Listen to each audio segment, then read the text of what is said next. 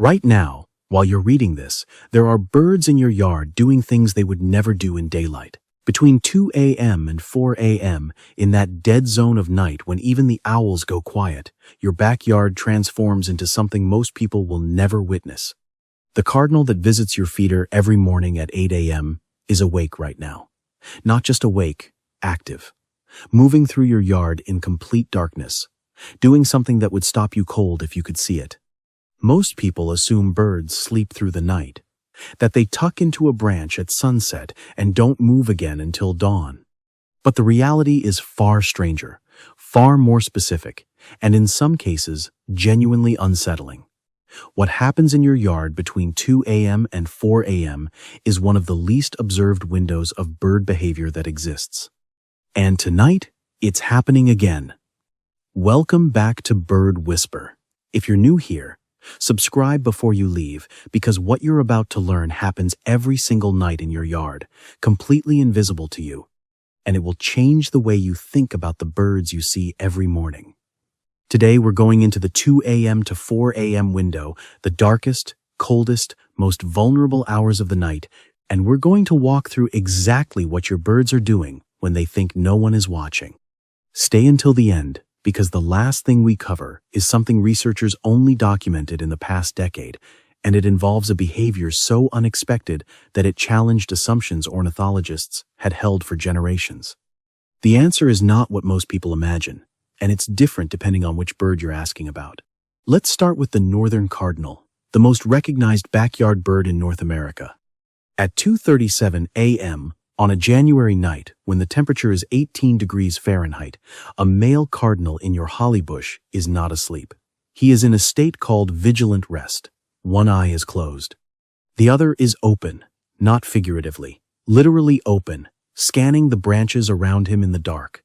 Research from the Max Planck Institute for Ornithology has documented that many bird species engage in what's called unihemispheric slow-wave sleep. One half of the brain enters deep sleep, while the other half remains awake and alert. The eye on that side of the head staying open and functional. The cardinal switches which side is asleep roughly every 20 to 30 minutes throughout the night. But here's what makes the 2 a.m. to 4 a.m. window different. This is the coldest part of the night. Air temperature drops to its lowest point in the hours just before dawn. And during this window, the cardinal's metabolic demands are at their peak because his body is fighting to maintain core temperature in conditions that are actively trying to kill him. A cardinal weighs roughly 45 grams, about the weight of a golf ball. On a night when temperatures drop into the teens, that bird is burning through fat reserves at a rate that gives him maybe 12 to 14 hours of survival time without food. By 2 a.m., he has already been without food for 6 or 7 hours since the last feeding opportunity at dusk. His body is running a calculation in real time. If the night gets colder, if he burns through reserves faster than expected, he may not make it to morning. So here's what he does. Between 2 a.m. and 4 a.m., cardinals and many other small songbirds engage in something called nocturnal torpor adjustment.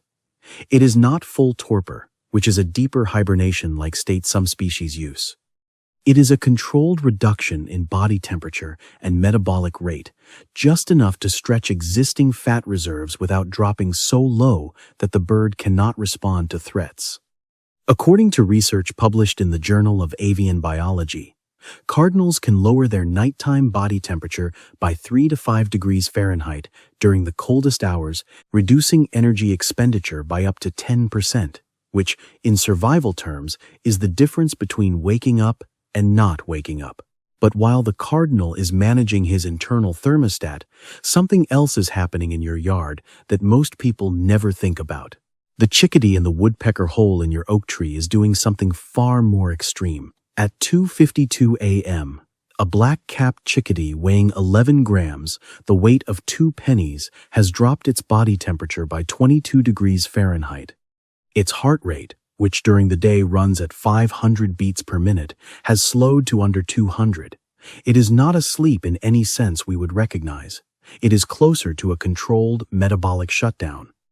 This state, called regulated hypothermia, is one of the most remarkable physiological adaptations in North American birds. Without it, a chickadee could not survive a winter night in the northern United States. The energy required to maintain normal body temperature through a 12-hour winter night would exceed the fat reserves a bird that size can physically carry. But here's where it gets strange. Between 2 a.m. and 4 a.m., chickadees in hypothermia are not completely unresponsive. Studies using infrared cameras and temperature sensors inside roosting cavities have shown that chickadees in deep hypothermia can still detect threats. A predator moving near the roost entrance, the scrape of claws on bark, the vibration of something large approaching, all of these can trigger what researchers call emergency arousal. The bird's metabolism spikes. Body temperature climbs rapidly, and within 30 to 60 seconds the chickadee is alert and capable of flight. The cost of that emergency arousal is enormous. It burns through fat reserves equivalent to an hour or more of normal nighttime metabolism. If it happens too many times in one night, the bird will not survive until morning. This is why the 2 a.m. to 4 a.m. window is so critical. It is the period of deepest vulnerability, when disturbance is most dangerous, and when your yard needs to be as quiet and as safe as possible. Now, let's talk about what's happening above your yard while the cardinals and chickadees are managing survival on the ground.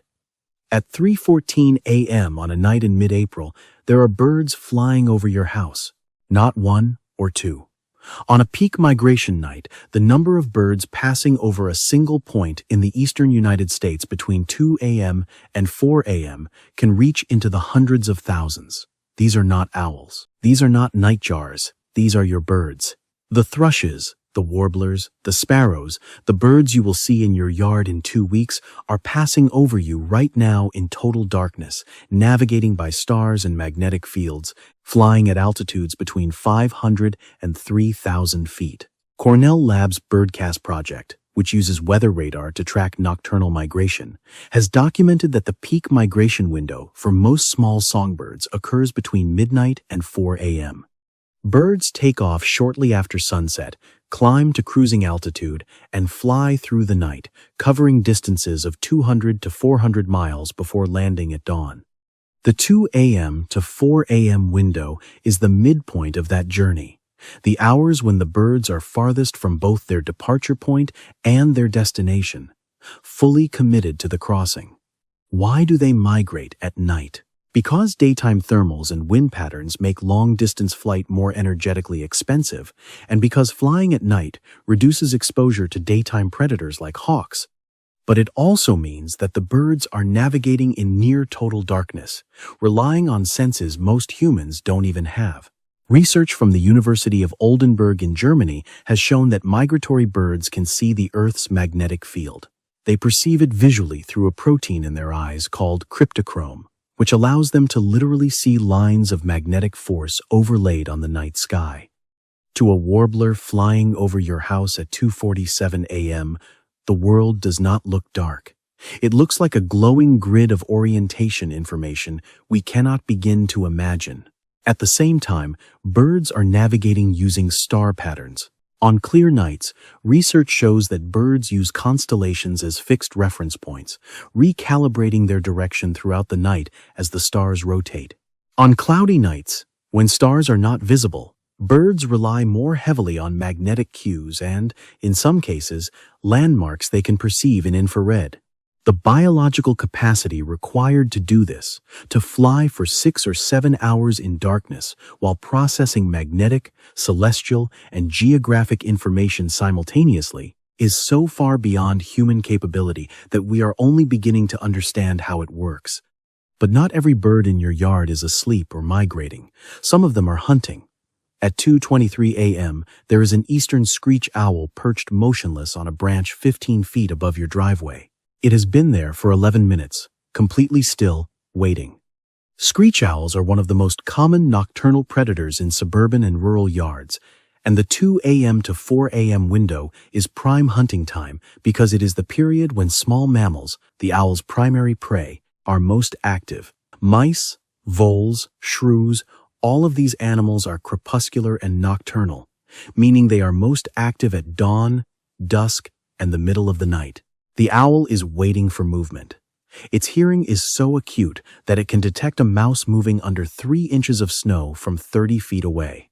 Its eyes, which are fixed in their sockets and cannot move, are supported by a neck that can rotate 270 degrees, allowing the owl to scan without moving its body and giving away its position. When the owl strikes, it happens faster than you could process if you were standing there watching. The entire attack, from launch to impact, takes under 2 seconds.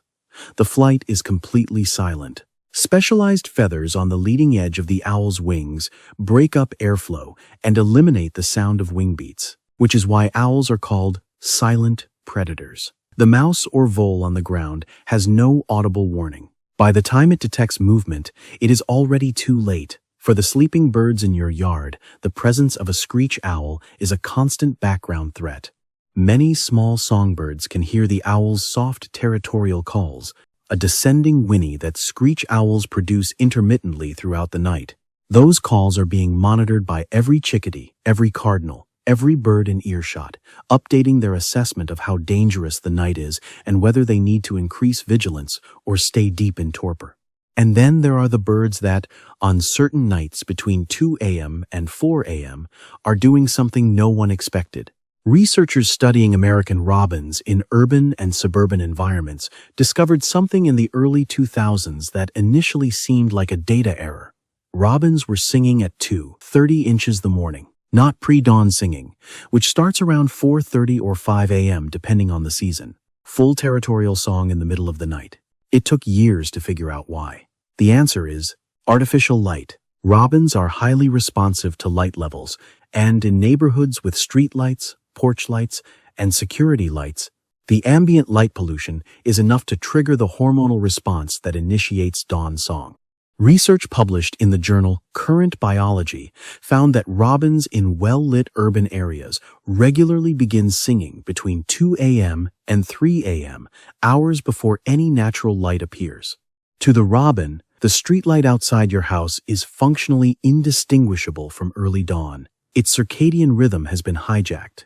The bird thinks morning has arrived, and it responds accordingly. This is not harmless. Singing burns energy. Singing at 2 a.m., when the bird should be conserving energy to survive the coldest part of the night, forces the robin to burn fat reserves it may not be able to replace before the real dawn arrives. Birds in heavily light-polluted areas show measurably lower body weights and higher stress hormone levels than birds in darker areas. The 2 a.m. to 4 a.m. singing you hear in your neighborhood, if you live in a suburban or urban area, is not a bird that is thriving. It is a bird whose biology is being disrupted by an environment it did not evolve to handle. If you have ever heard a robin singing at 2 or 3 inches the morning and thought it was charming, I want you to sit with this. That bird is confused. It is burning energy it cannot afford to burn, and it is happening because of light we installed. So what does all of this mean for your yard? It means that the 2 a.m. to 4 a.m. window is not empty. It is not silent. It is not inactive. It is a window of extreme vulnerability, extraordinary adaptation, and behavior that most people will go their entire lives without witnessing. The cardinal in your holly bush is awake, managing his body temperature degree by degree to survive until dawn. The chickadee in the oak is in controlled hypothermia, hovering at the edge of consciousness, burning the absolute minimum energy required to stay alive. Above your house, warblers are flying south in darkness, navigating by stars and magnetic fields you cannot see. In the branches, a screech owl is hunting, and in the streetlight 2 houses down, a robin is singing a song that should not start for another 2.5 hours. You have been living next to this for years without knowing it was happening. Now you know. Tell me in the comments, have you ever been awake between 2 a.m. and 4 a.m. and heard something in your yard that surprised you? A bird call, movement, something you couldn't explain? I want to hear about it. I read everyone. I'll see you in the next one.